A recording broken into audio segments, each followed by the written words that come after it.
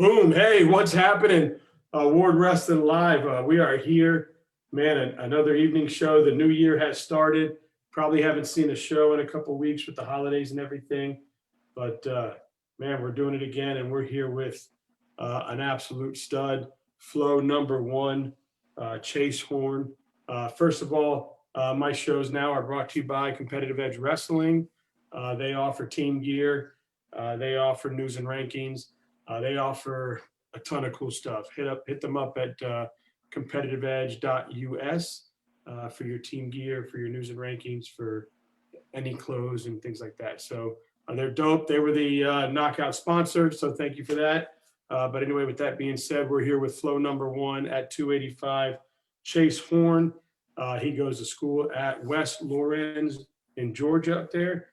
Two-time Super 32 runner-up.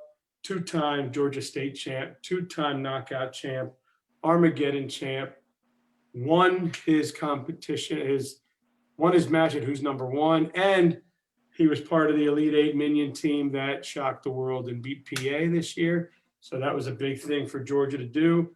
And he's here with me today. I can't imagine, don't know how I got Big Mama on the show, but I got him. He's here, super dope. What's up, man? Thanks so much for coming on, man. I'm absolutely honored. Yes, sir. It's a pleasure for you having me on. Yeah, man, I'm just here doing my thing. I'm going to share you all around the country so people can hear from you too. Yes, sir. But a few things, man. This past weekend, I mean, let's get right to it.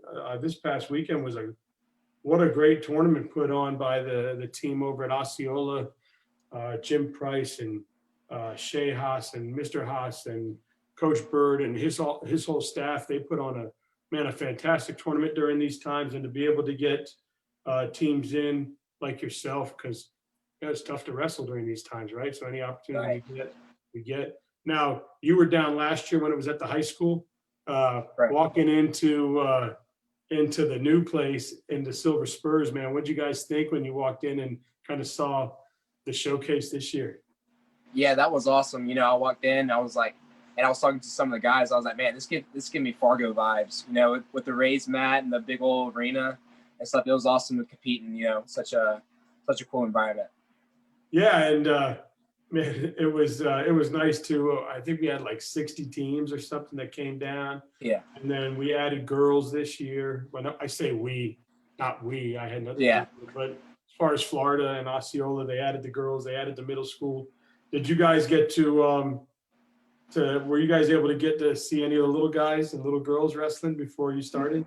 You know, we weighed in right towards the end of them competing, but Storm Center where I trained had a few little studs come down and watch.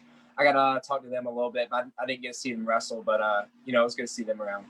Yeah, I mean, it's pretty cool watching those little guys. Yeah, for sure. Man, the way they scramble and the way, I guess, you know, I don't know much about the sport, but what I've heard a lot was years ago when you would see little guys wrestle, it would just be like headlock and throw. Yeah.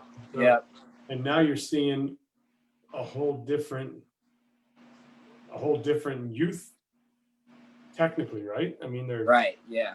They're scrambling, they're rolling, they're hitting legs, they're doing some cool things. But man, yeah, the knockout was fun. Obviously, you won it again.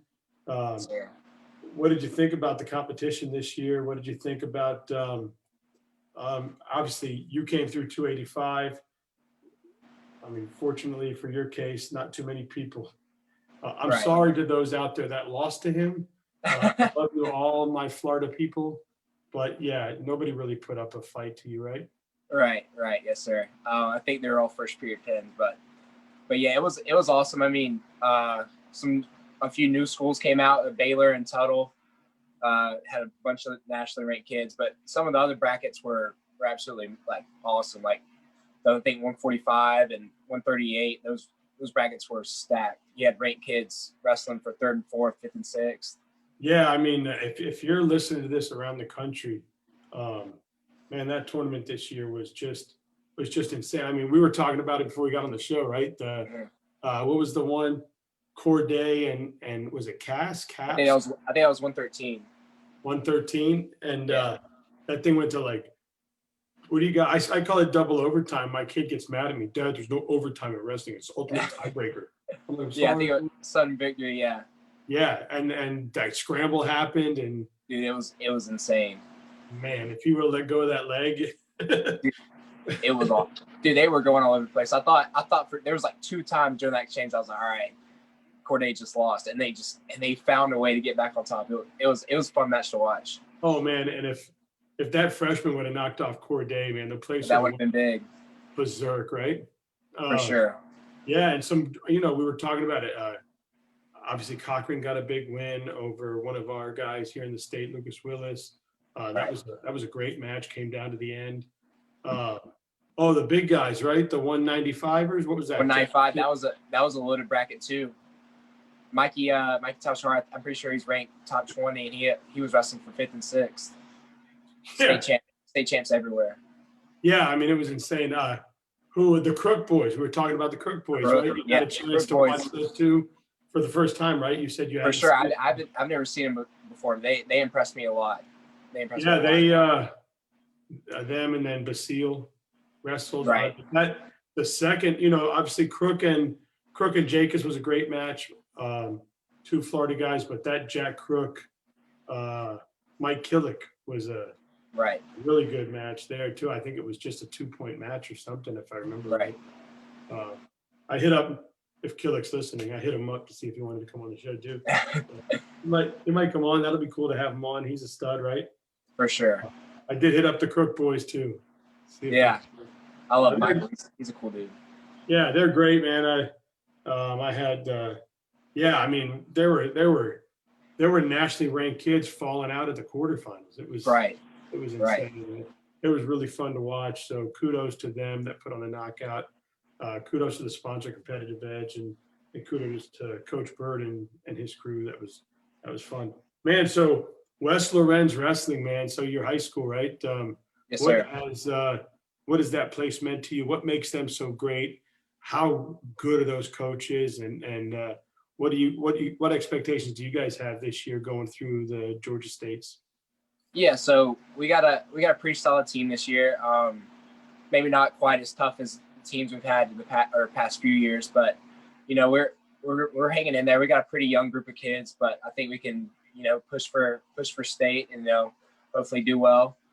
And I think one of the big things that helps West Lawrence a lot is Coach Carr. He lives, he went to Minnesota and wrestled there, and he lives in the middle Georgia area where we all are. And it's pretty cool to have a person of that high knowledge. And his son Bryce Carr wrestled at UTC. He's a 2-time SoCon champion. But those, it's pretty cool to have those two type guys coaching you.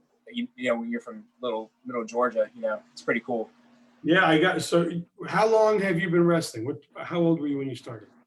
6. 6, and always in Georgia? Yes, sir. So obviously Georgia wrestling wasn't what it is now at 6 years old, right? Right. So you come up, I mean, you're what, 16, 17 now? 17, yes, sir. 17. So Georgia has really put themselves on the map. What do you think has done that as far as, I mean, you've been coming up. I'm sure you've been at all these clubs. You've been at all these tournaments. You grew up in Georgia wrestling. And how has it gotten to where it is right now, in your opinion?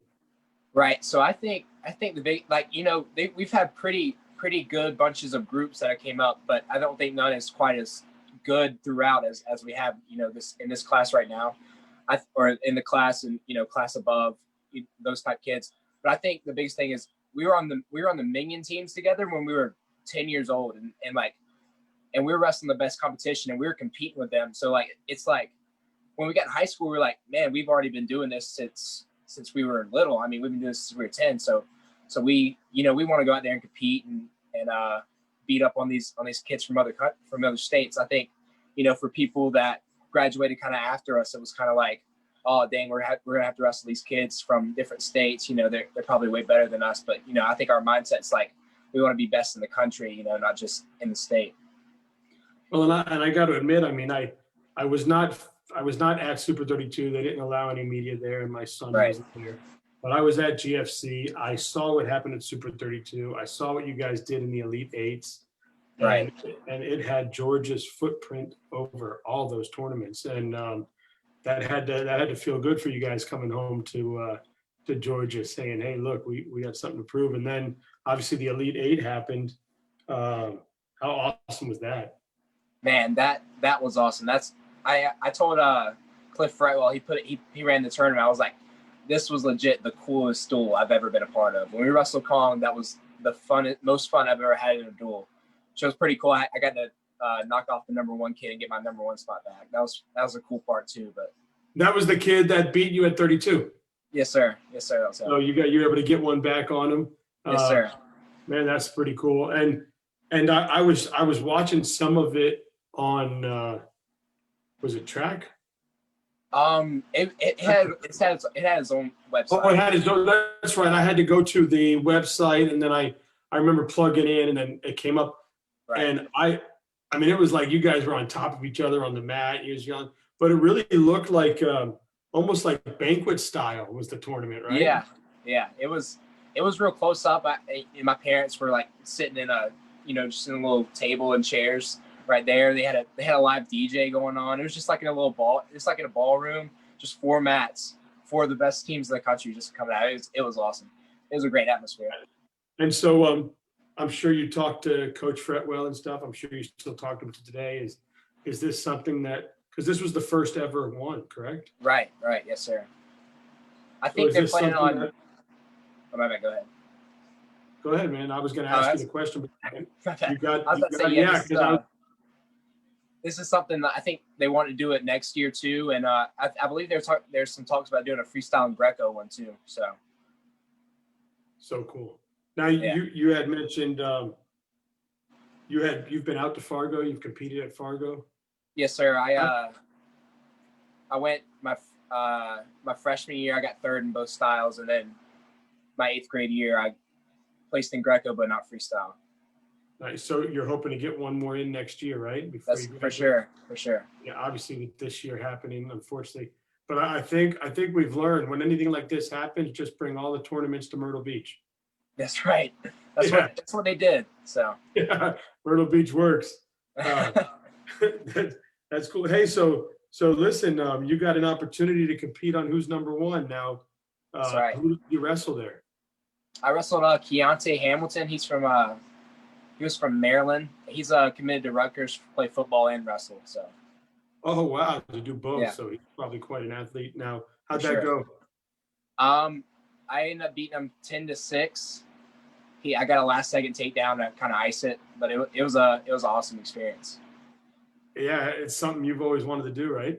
Oh yeah, for sure. I mean, when I got the text, I literally got butterflies, and I got so excited. I was like, Dad, they just asked me to go on who's #1.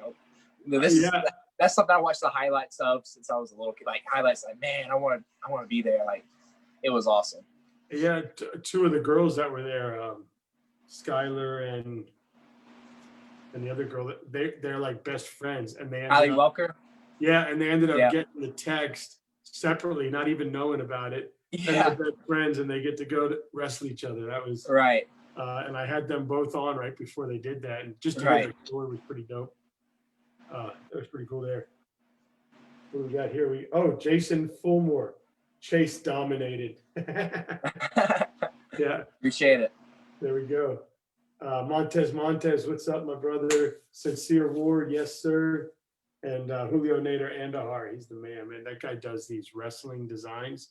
Like, I don't know if it's Photoshop or whatever he uses, but he puts out these super dope graphics. So that's awesome.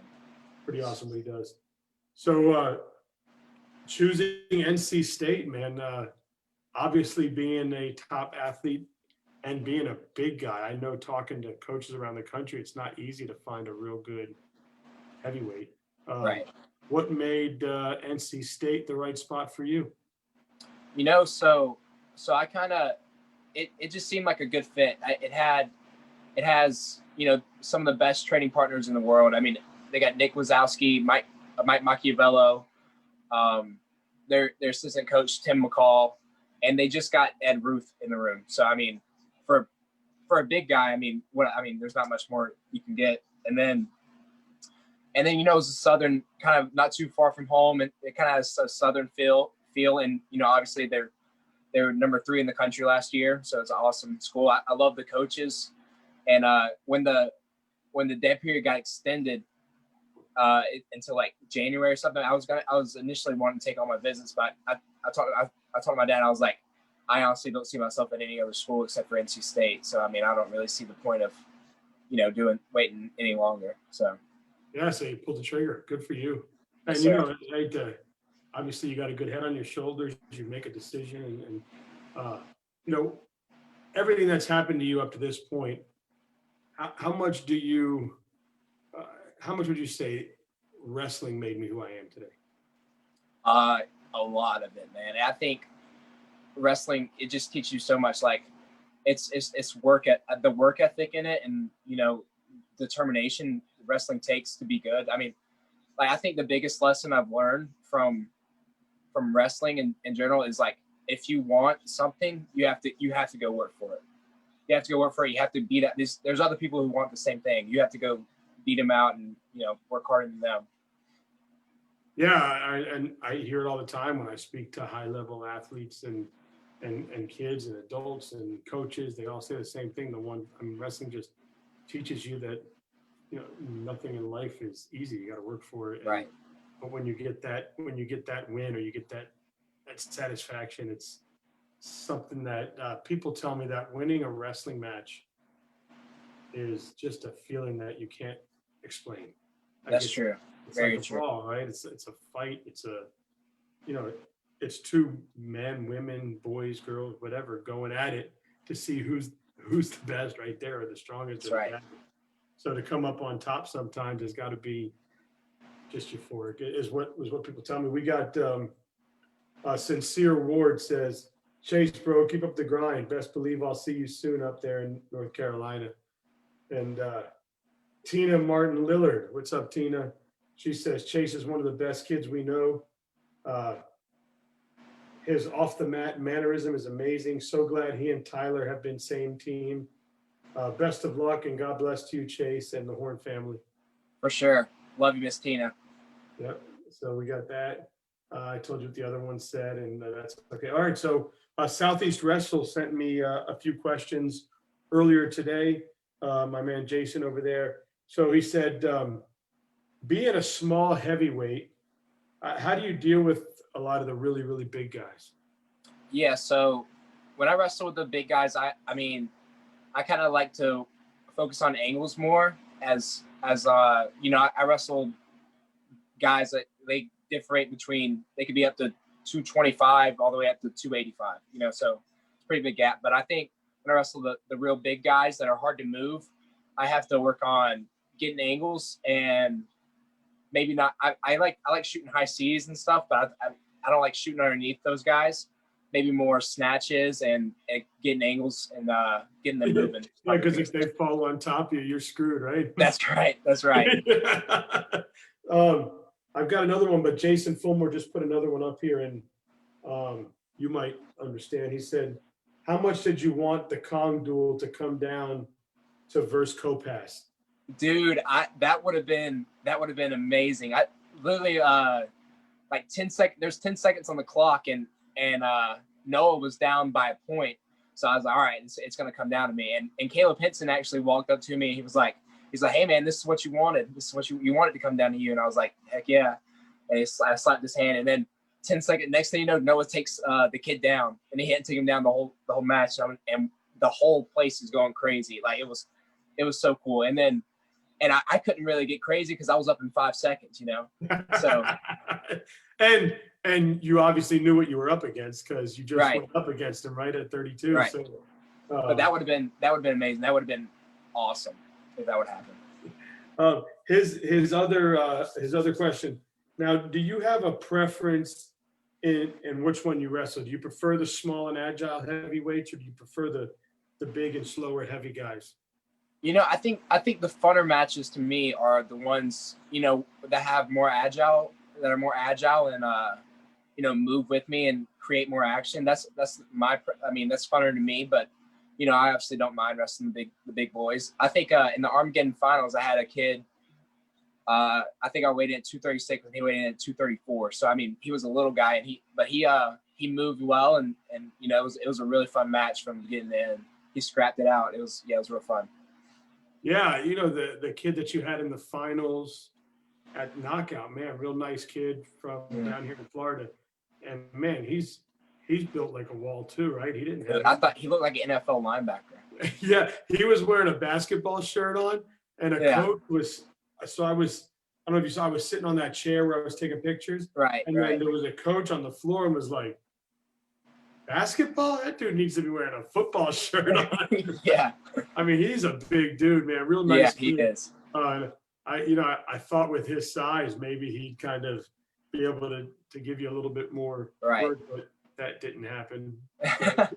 You kind of just handled it, and that was done. Nothing against him. You're number one in the country. Right. He's not, right? So he's got something to live up to. How much have you dreamt of getting that number one seed? Man, it's or not number one seed, number one ranking. Right.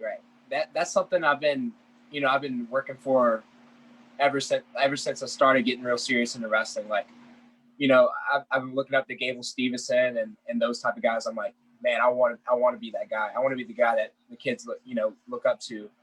And that's something I work for every day. I mean, whenever I get tired and don't really want to go to a practice, something I'm like, man, I want to be the best in the country. That's in my head.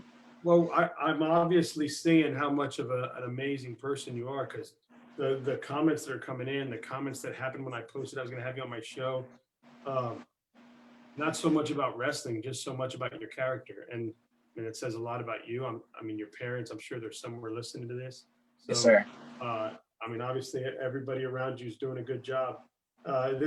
Sean, Sonia Sterling, Chase is my role model.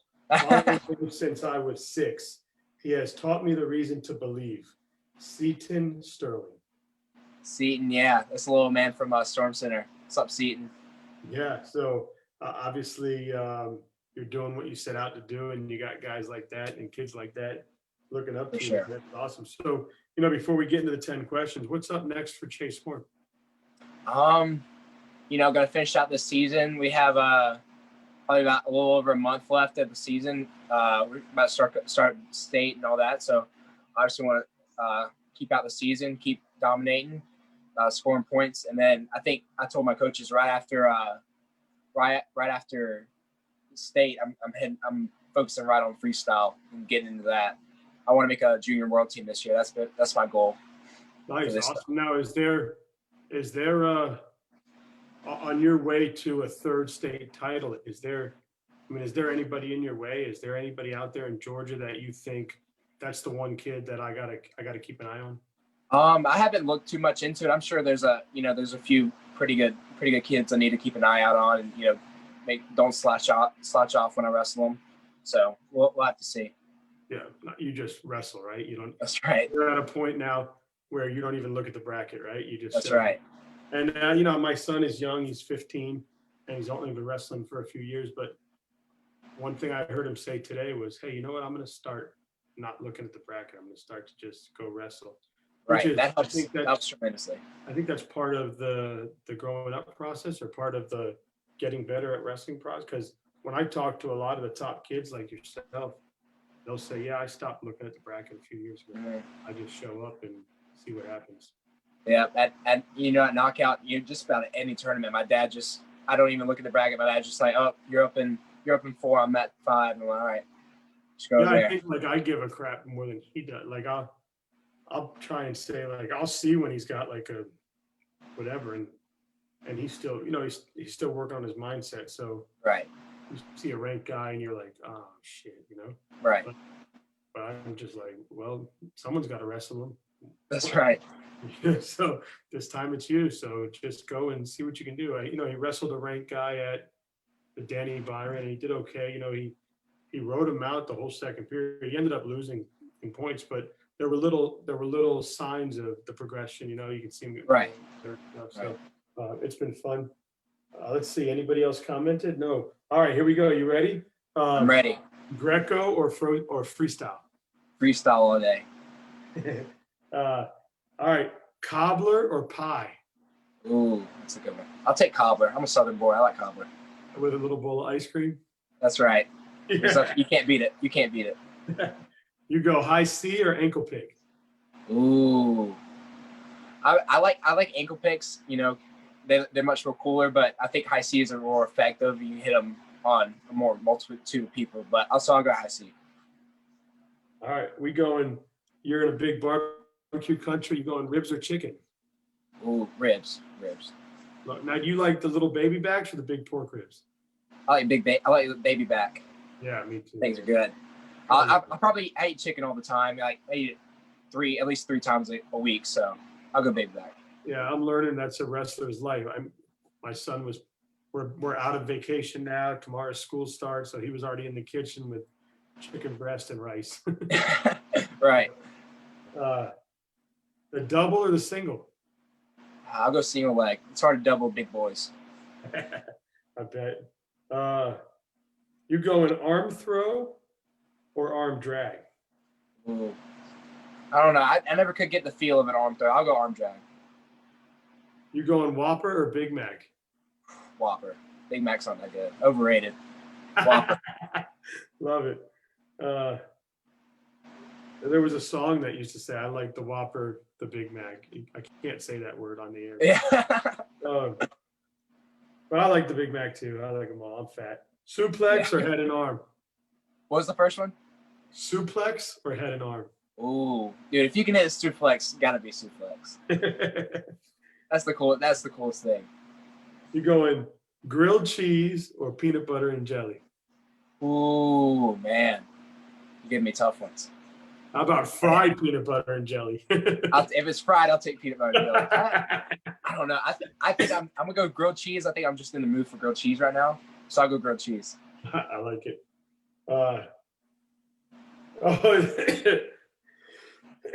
Jason Fulmore with a big smiley face just said, Wolfpack or Tar Heel?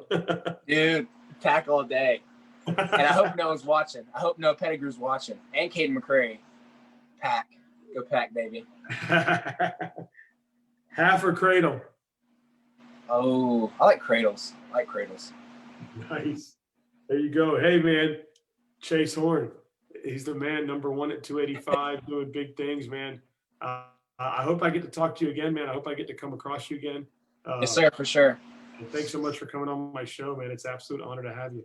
Appreciate you having me. For sure.